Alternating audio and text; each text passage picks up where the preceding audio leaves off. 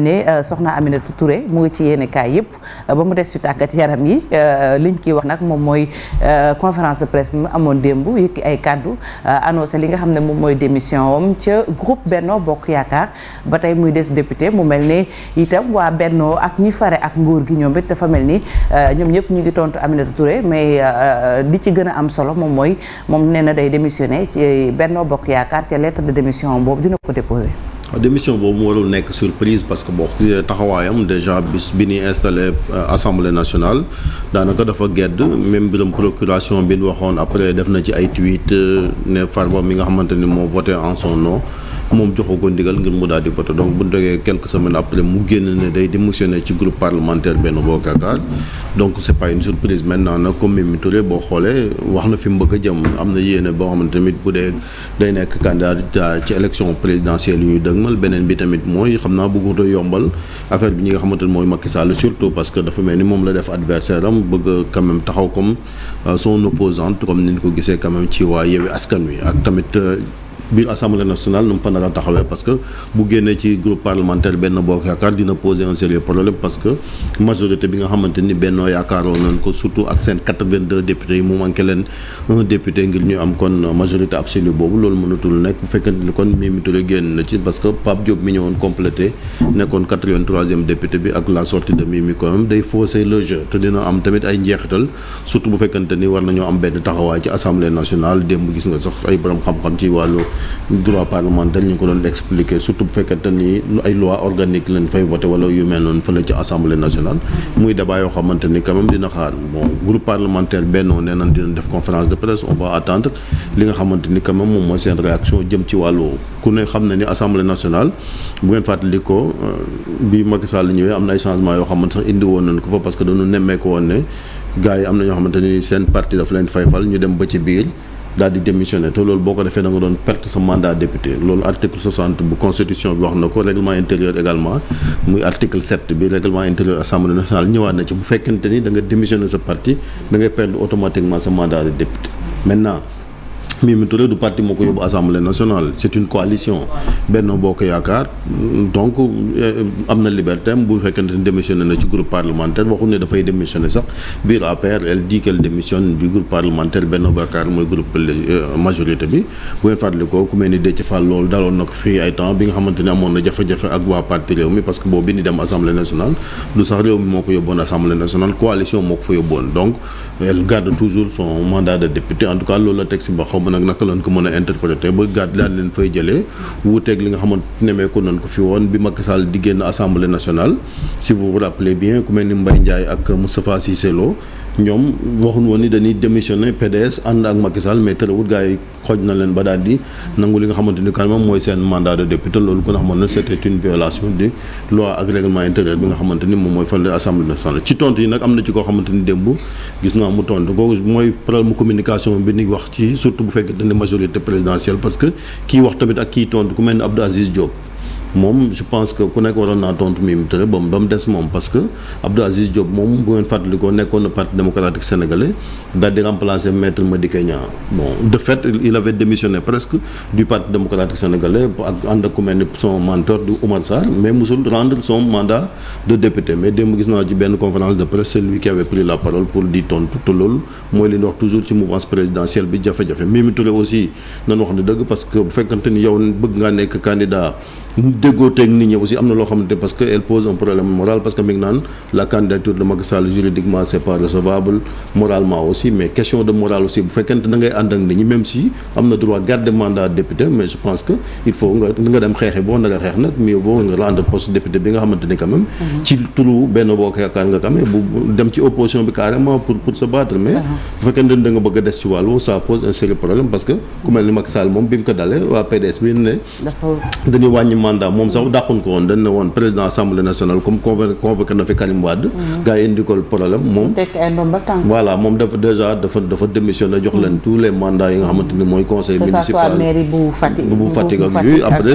dem li nga xamante ni mooy ci opposition bi créé partem yàlla def après mu daal di ñëwaat donc ma des ak yow foofu Chérif mais bu ñu xoolee ñu bëri dañu jàpp ne moom poste moo tax mu démissionné parce que doon xaar poste assemblée nationale est-ce que kon Mimi jëmul ci dem carrément ci opposition bi. bon mi li mu wax nii que mi ngi ci opposition bi c'est clair parce que bon nee na pacte la nag boo xamante ni signé woon na ko ak Macky Sall mooy kàddu loolu aussi seen diggante la ñoom ñaar. et je pense que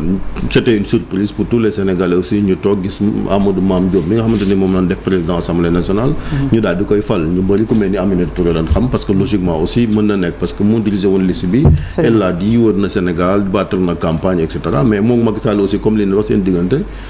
comme Maram ak Birane ànduñ tàggoo woon bu dégg bëccëg saa su nekk ñu nga xamante ni ànd ak li ci am solo bu am solo mooy en tout cas dina nekk débat bu xaw a am solo diggante fii ak 18 mois yi nga xamante ni ñu ngi jëm ci élection présidentielle parce que li gars yi di wax day xool fa mu metti mu fay dóor mooy biram 3e mandat elle accule quand même Macky Sall et ku ne xam na ni moom it ci wàllu politique quand même du ci coomo parce que trajectoire am may na ko jaar parce que ci parti yi nga xamante ni fa la jaar moom moo tax quand même mu commencé génn bi ngir rek quand même mettre la pression ci ki nga xamante ni mooy Macky Sall ak la majorité Benno Bokk parce que day débat boo xamante ni en tout cas au sein de la majorité kenn bëgg ko posé mooy 3e candidature Macky Sall bi nga xamante ni ku ne gis na ci xalaat bi nga xamante sénégalais moom lañ ci amul droit def ko parce que mais bu ko loi moyen comme ni ñu ko doon wax tamit question de morale la parce que saa su nekk taxaw na fu nekk ne moom Macky Sall ne du nekk 3e mandat du ko daal di posé loolu xam ne Mimi Touré xam foofu moo tax elle tape sur ça maintenant on attend la réaction yi nga xamante ni quand même ñoo nekk ci majorité bi am na beneen tontu boo xamante foofu lay terminer Fati ci ñi nga xam ni quand même mooy li waa Kaolack yi wax aussi mënoo taxaw ne nit ki persona non grata quand même ça koo xamante ni ci dëkk ba la juddoo kii fa nga taxaw naan ay persona non grata opposé ñëw leen débat muy débat politique ci wàllu ay argument moo gën quand même naan kii et cetera wala nga naan jiite na liste bi 83 députés la am c'est pas Mimi Touré qui a été sanctionné c'est Macky Sall xëy na ak li nga xamante ne quand même mooy politique am la nit ñi sanctionné c'est pas de liste bi absolument aywa Marcel Farba Maroun waaw Chérif wax na lépp xam naa lañ ciy coow au vu de en tout cas comme ni mu ko waxee au vu de ce qui a précédé quand même c'est une suite logique en tout cas ci wàllu démarche politique yàgg nañ ko fi gis koo xamante ne dafay am ay querelle intestine ak benn parti mu la coalition ba mu jur li nga xamante ne mooy genre fippu lañ ko mën a tuddee noonu lay demee après soit day rejoindre beneen coalition wala mu créer parti boppam wala coalition boppam donc forcément on se dit que en tout cas ci wàllu li nga xamante ne moom mooy théoriquement en tout cas elle est peut-être encore ci Benno ci en tout cas ci APR mais on considère que dans sa démarche ci opposition le bokk puisqu'elle se considère comme non inscrite yégal na ne sax dina bind tey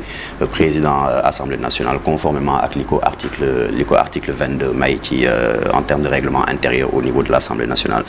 je pense que tey candidature am bu fekkee ne dañ ci nar a yegg en 2024 là également ce serait peut-être une suite logique mais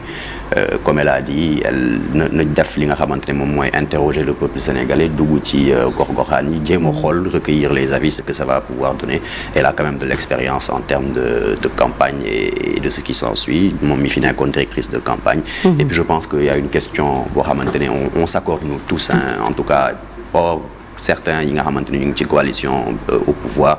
mooy la question du 3e mandat ndaxte comme elle l'a dit il n'y a pas mënuñu fexe ba loolu mën a am ndaxte il y a pas de logique que 10 ans en arrière ñoom ñaar ñu bokkoon ci xeex bu meloon noonu ci lu jëmoon ci candidature maître Abdoulaye Wade avec les mêmes raisons qu'on évoque aujourd'hui et que tey que ce même candidat-là veuille se présenter en 2024 ginnaaw tamit li mu jot a wax ginnaaw li nga xamante ne moom la constitution bi wax mu leer nañ donc ci wàllu boobu noonu je pense que ñëpp d'accord nañ ci et puis voilà les jours à venir dinañ xam naka la mbir yi nar a tëraloo étant donné que on interroge la loi on interroge le règlement intérieur et que c'est assez élastique en général donc lu ne xaj na ci. Très bien. Chérif, très rapidement, est-ce que Mimi peut incarner l'opposition vu quand même qu'elle est très comptable du bilan du président Macky Sall? Non, elle peut pas incarner l'opposition parce qu'il y a déjà une opposition boo xamante ni depuis 2012 ñu ngi fii di jàkkaarloo Macky Sall, il y a le PDS, il y a Yewwi Askan Wi surtout Pastef ak Ousmane Sonko donc puis ces relations am na loo xamante ni quand même du ko favoriser trop mooy dem ak dikk bi waaw dem dikk bu yàggee aussi les gens se disent que parce que mbiram ndomba tànk ndax bu fekkante ni def nañ ko président assemblée nationale du dem ci opposition bi donc affaire xëy na xëccooy poste moom moo tax et loolu je pense que sénégalais aussi mën nañ ci bàyyi xel wala nangam maintenant nag elle met en avant son statut de femme mais c'est pas seulement suffisant parce que y a des valeurs yoo xamante ni il faut aussi nga koy incarner bu fekkee ne dina ngay politique très bien merci beaucoup Chérif Dia 7h jot na ba tegal ñeenti simili léegi mbokk yi ñu jàll ci leneen muy un jour au Sénégal un jour dans le monde.